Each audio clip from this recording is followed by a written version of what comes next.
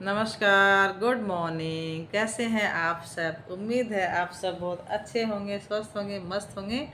और मैं भी बहुत अच्छी हूँ। हमेशा की तरह आप सबका मेरे चैनल पे बहुत बहुत स्वागत है। और आपके लिए लेकर आई हूँ एक बहुत ही मोटिवेशनल और प्रेरणादायक कहानी।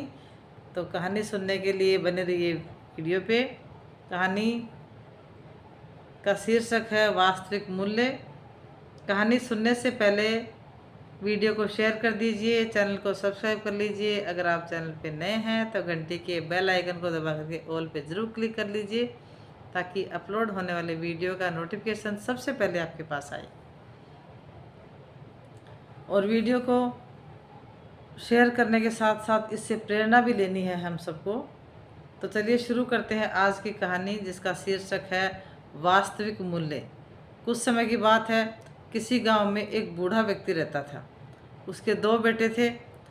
बूढ़ा व्यक्ति वस्तुओं के उपयोग के मामले में बहुत ही कंजूस था और उन्हें बचा बचा करके वो उसका उपयोग किया करता था।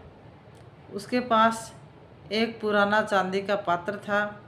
वह उसकी सबसे मूल्यवान वस्तु थी। यानी अगर उसके पास कोई भी कीमती सामान था तो उस चांदी का पात्र था सबसे कीमती।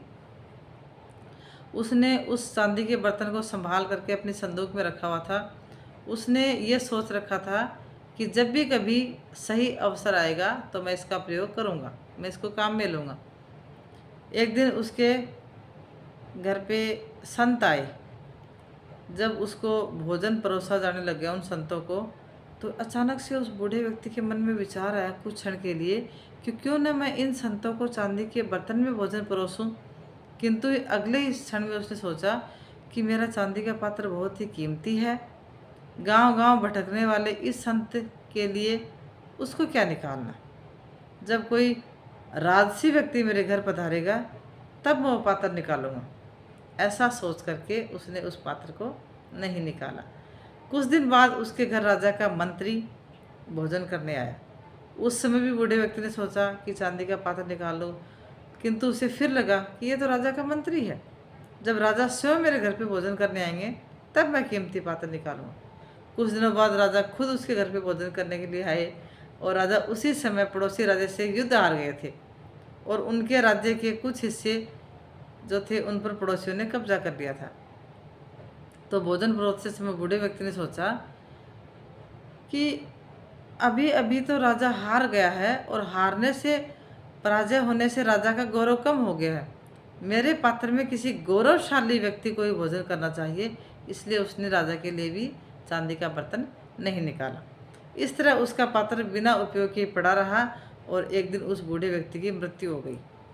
उसकी मृत्यु के बाद उसके पुत्र ने संदूक खोला और उसमें जो चांदी का पात्र था वो बिल्कुल काला पड़ चुका था। उसने वह पात्र अपनी पत्नी को दिखाया और पूछा कि इसका क्या करें।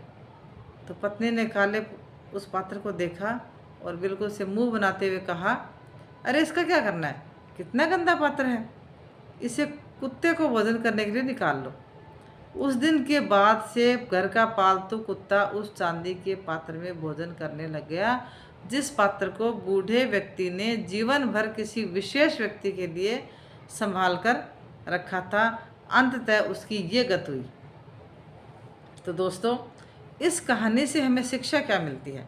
इस कहानी से हमें शिक्षा मिलती है कि किसी वस्तु का मूल्य तभी तक है जब वह उपयोग में लाई जाए। बिना उपयोग के बेकार पड़ी वस्तु का कोई भी मूल्य नहीं है। यदि आपके पास कोई वस्तु है तो उस वस्तु का यथा समय उसका उपयोग कर ले, अन्यथा वह उस चांदी के बर्तन की तरह काली पड़ जाएगी, मतलब उसका मूल्य बिल्कुल ना के बराबर हो जाएगा।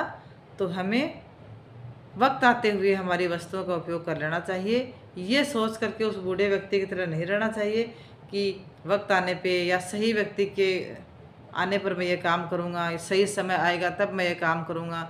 तो हमारा जो लक्ष्य है उस लक्ष्य को प्राप्त करने के लिए हमें बिल्कुल समय का देखते हुए हमें काम कर लेना चाहिए, तभी हमारी जो सफलता है वो निश्चित है।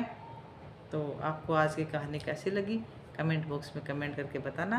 और मिलते हैं एक और नए ब्लॉग के साथ, एक और नई मोटिवेशनल कहानी के साथ। तब तक के लिए टाटा।